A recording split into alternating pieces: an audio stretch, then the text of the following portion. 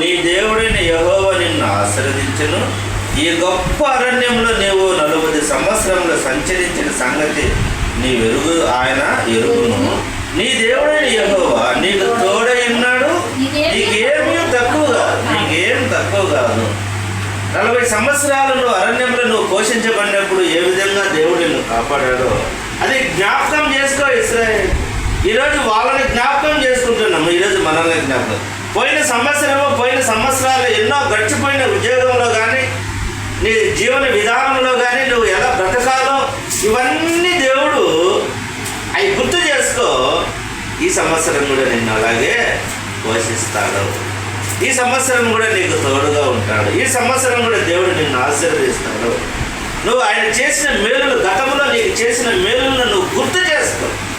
దేవుడు ఏ మార్గం గుండా ఎలా తప్పించుకుంటూ ఎలా నిన్ను పోషించు సంరక్షిస్తూ గద్దరెక్కల మీద ఏ విధంగా మోసుకొని వచ్చాడో అవి గుర్తు తెచ్చుకోవని ఈరోజు ఈ వచనం ద్వారా దేవుడు వారితో అప్పుడు మాట్లాడినాడు.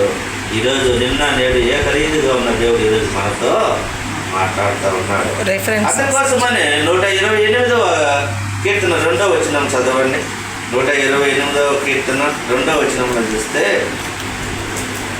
128 2వ వచనం.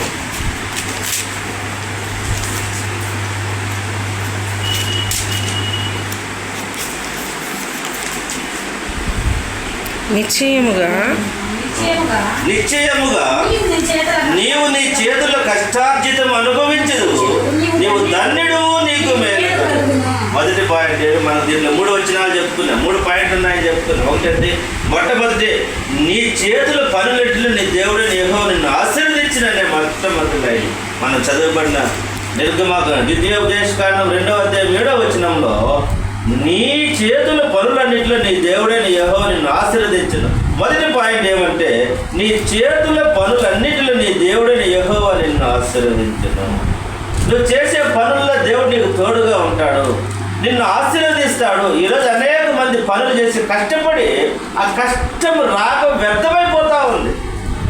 ఆశీర్వాదం లేదు, పనులు చేస్తున్నారు కానీ ఆశీర్వాదం లేదు, ప్రయాసపడుతున్నారు కానీ ఆశీర్వాదం లేదు, చెమట వచ్చి కష్టపడుతుంది కానీ ఆశీర్వాదము దక్కడం. అందుకే ఇక్కడ 128వ కీర్తన 2వ వచనంలో ఏమంటే నిశ్చయముగా నువ్వు నీ చేతులు కష్టార్జితం అనుభవించదు, నువ్వు ధన్యుడు, నీకు మేలు కలుగును. నువ్వు ధన్యుడు అనే మాటకు అర్థమేమి? ఆశీర్వదించబడిన వాడు, నీకు మేలు కలుగుతుంది. నీ చేతుల కష్టార్జితం నువ్వు ఖచ్చితంగా నువ్వే అనుభవిస్తావు. ఈరోజు కష్టపడిన కష్టార్జితం అంతా ఎక్కడెక్కడికి వెళ్ళిపోతుంది అంటే సారాయి దుకాణాలకు వెళ్ళిపోతుంది, చెడ్డ పనులకు వెళ్ళిపోతుంది. మనం అనుభవించలేని పరిస్థితులకు కొంతమంది చెప్తూ ఉంటారు, ఎంత సంపాదించినా ఏం లాభం లేనా, ఎట్ట పోయి అట్ట పోతుంది అంటూ ఉంటారు. కానీ ఇక్కడ ఏమంటున్నారు దేవుడు అంటే నువ్వు సంపాదించుకుని నువ్వే అనుభవిస్తావు, నువ్వే ఖర్చు చేస్తావు, నువ్వే దాన్ని అనుభవిస్తావు అనేది గొప్ప ధన్యత. అదొక భాగ్యం. మనకు సంపాదించింది మనం అనుభవించడము ఒక ధన్యత. ఈరోజు ఎంతోమంది పోగొట్టుకొని లాటరీలన్నీ పోగొట్టుకొని హ్యాకాట్లన్నీ పోగొట్టుకొని ఊరే వేసుకొని చనిపోయిన చాలామంది చూస్తాను. పిల్లలన్నీ ఆన్లైన్ గేమ్లన్నీ ఆడి డబ్బులంతా పోగొట్టుకుంటే దిక్కు తెలియక చనిపోతా ఉన్నారు. అంటే నువ్వు సంపాదించింది నువ్వు అనుభవించడం కూడా ఒక ధన్యత, ఒక ఆశీర్వాదం. ఈరోజు అది కొద్దిగా కానీ గొప్పది కానీ ఎంతైనా కానీ నువ్వు సంపాదించుకుని దాన్ని అనుభవించడము, నీ చేతులు కష్టార్జితం నువ్వు అనుభవించదువు, నీవు ధన్యుడువు, నీకు మేలు కలుగును. ఈరోజు నువ్వు సోమవారం నుంచి డ్యూటీకి పోతావు, నువ్వు కష్టపడి నువ్వే అనుభవిస్తావు, నువ్వు ధన్యుడు అంటే చెప్తుంటాడు. ఇంకా ద్వితీయోపదేశం 8వ అధ్యాయం 18వ వచనంలో చూస్తే 8వ అధ్యాయం ద్వితీయోపదేశం 8వ అధ్యాయం 18వ వచనంలో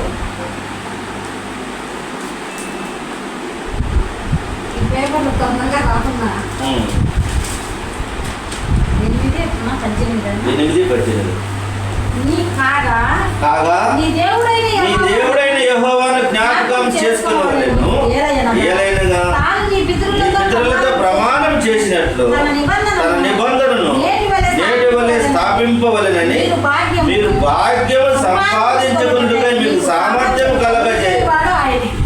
నువ్వు ఈరోజు డబ్బు సంపాదించుకోవాలని, నీకు సామర్థ్యం కావాలని కలగజేసేది ఎవరు? దేవుడే. ఆ సామర్థ్యం, ఆ శక్తి, ఆ బలము నువ్వు పని చేసుకోవాలి. కష్టపడాలన్నా కూడా బలం లేకపోతే అసలు నువ్వు ఆ భాగ్యం సంపాదించుకునే భాగ్యం ఇచ్చేది కూడా ఎవరంటే దేవుడే. లేదు, నువ్వు దేవుడిని ముందు పెట్టుకొని నీ పని పాటల్లో నువ్వు ముందుకు వెళ్ళాలి. ఆ సంపాదించుకున్న భాగ్యం, ఆ మాట ఎంత చక్కగా రాయబడి ఉన్నదంటే, మీరు భాగ్యము సంపాదించుకుంటే మీకు సామర్థ్యము, ఆ సామర్థ్యం, ఆ శక్తి చేసేవాడు దేవుడే. కాబట్టి ఈరోజు మరి మన జీవితంలో అందరి జీవితంలో శక్తి సామర్థ్యాలు, ఆ భాగ్యం సంపాదించుకోవాలన్నా కూడా, ఏదైనా ఒక ధనం సంపాదించుకోవాలన్నా నీకు శక్తి ఇచ్చే దేవుడు, నీకు శక్తి సామర్థ్యం ఇచ్చేది ఎవరంటే దేవుడే. ఈరోజు మనం జ్ఞాపకం చేసుకోవాలి. కష్టార్జితాన్ని అనుభవించాలన్న సామర్థ్యం కలగజేయని వాడే, ఉద్యోగం చేయాలన్న సామర్థ్యం ఇచ్చేది దేవుడే. ఆ దేవుడిని మనము చూసుకోవాలి. ప్రసంగి 3వ అధ్యాయం 18వ వచనంలో చూస్తే, ప్రసంగి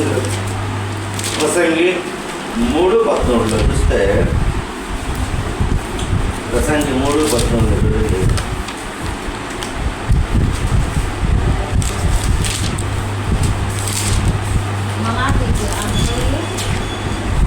సామెతలు పక్కన సామెతలు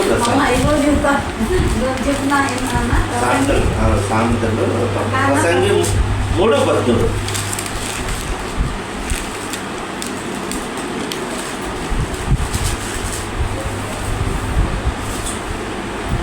ప్రతివాడు ఉంచుడు మరియు ప్రతివాడు అన్నపానములు పుచ్చుకొనుచు తన కష్టార్జితం వలన సుఖం అనుభవించుట అని తెలుసుకుంటుంది. అన్నపానములు పుచ్చుకొని అది దేవుని బహుమానం. నువ్వు కష్టపడిందంటే తినకపోతే అది బహుమానం కాదు.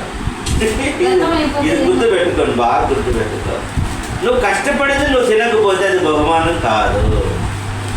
ఆ మాట ఎంత చక్కగా ప్రసంగి సొలొమోను రాస్తున్నాడు. మరియు ప్రతివాడు అన్నపానములు పుచ్చుకొనుచు తన కష్టార్జితం వలన సుఖము అనుభవించుట దేవుడిచ్చు బహుమానమని తెలుసుకుంటుంది. అయ్యా, నువ్వు కష్టపడి దాన్నే తింటూ సుఖంగా నిద్రపోతూ కష్టపడి నిద్రపోతావు అంటే అది బహుమానం అంట. నువ్వు కష్టపడి నువ్వు జనక ఎరువులు పెట్టకుండా పోతే అది బహుమానము. ఇంకా చెప్తున్నా, నువ్వు కష్టపడినావు, నువ్వు తింటున్నావు, అది బహుమానం, దేవుడిచ్చి బహుమానం. ఈరోజు కష్టపడి తినలేని వాళ్ళకి బహుమానం కాదు. కష్టార్జితం కూడా అనుభవించలేదు కొంతమంది. అది జ్ఞాపకం చేసుకోవాలి. ఆ మాట ఉన్నది. సామెతల గ్రంథము 14:23 చూస్తే దేవుడు చెప్తున్నాడు, నువ్వు చేసే పనులు నువ్వు చాలా జాగ్రత్తగా చేయాలి. 23 ఏ కష్టము చేసినను లాభమే కలుగును, వట్టి మాటలు లేమని. ఏ కష్టం చేసినా లాభం కలుగుతుంది అంటే నువ్వు కష్టపడాలి. నీకు ఇచ్చిన ఉద్యోగంలో కష్టపడాలి. నీకు ఇచ్చిన పనిని నువ్వు శక్తి వంచన లేకుండా చేయాలి, లోపము లేకుండా చేయాలి, నీ శాయశక్తిలా పని చేయాలి. చేస్తే అంట ఏ కష్టం చేసిన లాభమే కలుగుతుంది. దేవుడు లాభం ఇస్తాడు. నువ్వు ఎవరికో చేసినట్టు పని చేయకూడదు. నేను చేసే పని నా దేవునికి చేస్తానని చేయాలి, దేవుడు మహిమ పొందాలని చేయాలి. కాబట్టి మన చేతుల కష్టార్జితాన్ని ఏం చేస్తాడు? దేవుడు ఆశీర్వదిస్తాడు, అభివృద్ధి పరుస్తాడు. మొదటి పాయింట్ మనం చేసిన 2వ అధ్యాయం చేసుకుని 7వ వచనం మొదటిది, నీ చేతుల కష్టార్జితాన్ని నువ్వు అనుభవిస్తావు. కష్టపడి పని చేయాలి. కష్టపడి సంపాదించుకు తినడం కూడా ఒక భాగ్యము, అది ఒక బహుమానము. మరి ఏ కష్టం చేసిన లాభమే కలుగుతుంది. మనము కష్టం చేయకుండా మన సుఖంగా మన ఉద్యోగం మోసం చేయకూడదు. మనం జాగ్రత్తగా చేయాలి. మనకి ఇచ్చిన పని ఖచ్చితంగా కష్టపడాలి. దేవుడే చెప్తాడు, ఏ కష్టం చేసిన లాభమే కలుగుతుంది.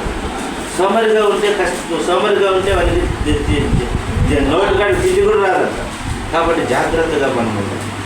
రెండోది ఏమున్నదంటే, నీ దేవుడని యెహోవా నీకు తోడుగా ఉన్నాడని చెప్తాం. దాంట్లో 7వ వచనం ఏమున్నది? 2వ పాయింట్ ఏముంది? నీ దేవుడని యెహోవా నీకు తోడుగా ఉన్నాడు. యోహాను మొదటి పత్రికలో యెషయా 43:5లో చూడండి ఏముందంటే, యెషయా 43:5లో ఏముందంటే, యెషయా 43:5లో భయపడకుము, నేను నీకు తోడై తోడై ఉన్నాను. తూర్పు నుండి నీ సంతానము రప్పించెదను, పడమటి నుండి నిన్ను సమకూర్చి రప్పించెదను. ఇక్కడ ఏమంటున్నాడంటే దేవుడు భయపడద్దు, నీకు తోడుగా ఉన్నాడు. నువ్వు కష్టపడు, నువ్వు పని చేయి, నేను నీకు తోడుగా. మరి ఆయన తోడుగా ఉంటే మనకి కష్టం అనిపిస్తుందా? కష్టం కాదు. ఎందుకంటే నువ్వు ఒకదానిలో కష్టపడాల్సిన పనుల నేను కూడా నీతో పాటు కష్టపడు. నేను కూడా కష్టం. ఎందుకు? ఆయన తోడుగా ఉండి ఆయన కాళ్ళ మీద కాలేసి కూర్చొని నువ్వు చేయని చెప్పడు. ఆయన కూడా సహాయం చేస్తాడు. ఆయన కూడా సహాయం చేస్తాడు. ఆయన ఎందుకంటే సహాయం చేసే దేవుడు. ఆయన ఎవరు? సహాయము చేసే దేవుడు. ఆయన చూస్తూ ఉండే దేవుడు కాదు. ఆయన చాలా గొప్ప దేవుడు, మనసున్న దేవుడు. కాబట్టి నేను నీకు తోడుగా ఉంటాను అని చెప్తాను అని ఆ మాట చెప్తాను. భయపడదు. ఆ మాట ముందే చెప్తాను. నువ్వు భయపడతావని ముందుగానే చెప్తాను. భయపడద్దు అని ముందే చెప్తాను. నువ్వు భయపడతావేమో, భయపడద్దు, నేను నీకు తోడుగా నీకు సహాయం చేస్తాను దేవుడు చెప్తాను. కీర్తన 91:15 చూస్తే కీర్తన 91:15 కీర్తన 91:15లో ఏముందంటే చూడండి. కీర్తన 95:15 అతడు నాకు మొరపెట్టగా ఏమంటాడంటే నువ్వు కానీ శ్రమ పడుతున్నావేమో, కష్టపడుతున్నావు, నీకు ఉత్తరం ఇస్తాను. నన్ను అడుగు మాట. ఏం చేయాలి దేవా? కష్టం వస్తుంది, ఏం చేయాలి? నన్ను అడుగు. శ్రమలో నీకు శ్రమ వస్తుంది, నీకు ఇబ్బంది వస్తుంది, నేను ఈ పని చేయలేనని నీకు బాధ అనిపిస్తుంది, శ్రమ కలుగుతుంది. అప్పుడు నాకు మొరపెట్టు, నీకు సహాయం చేస్తా, ఉత్తరం ఇస్తా అని చెప్తున్నాడు దేవుడు. నేను అతనికి తోడై నన్ను ఉత్తరం ఇచ్చి శ్రమలో నేను అతనికి తోడై ఉంటాను. శ్రమలలో తోడుగా ఉంటాడు దేవుడు. మరి ఏసేపుకు జైల్లో కూడా తోడుగా ఉన్నాడు. జైల్లో తోడుగా ఉంటే జైలు మాదిరి అనిపించదు. ఆయనకు కూడా అక్కడ కూడా ఒక అధికారిగా హోదా ఇచ్చినాడు. నువ్వు వీళ్ళందరినీ చూసుకోవాలని పెట్టినాడు జైలు అధికారి. జైల్లోనే ఉన్నాడు కానీ వాళ్ళందరినీ నువ్వు చూసుకోవాలన్నాడు. ఒక పని అప్పుడు చెప్పాడు. అంటే ఏమి? అక్కడ కూడా దేవుడు గొప్పగానే ఉంటాడు.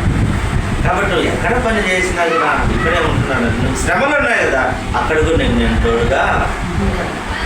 కాబట్టి ఈరోజు మనం భయపడాల్సిన పనిలా దేవుడు మనకు తోడుగా ఉంటాడు. అతన్ని విడిపించి అతన్ని గొప్ప చేస్తానని అన్నాడు. ఇక కీర్తన నిర్గమకాండం 33:14 చూడండి. కీర్తన 33:14లో నిర్గమకాండం 33:14 నిర్గమకాండము 33:14 33:14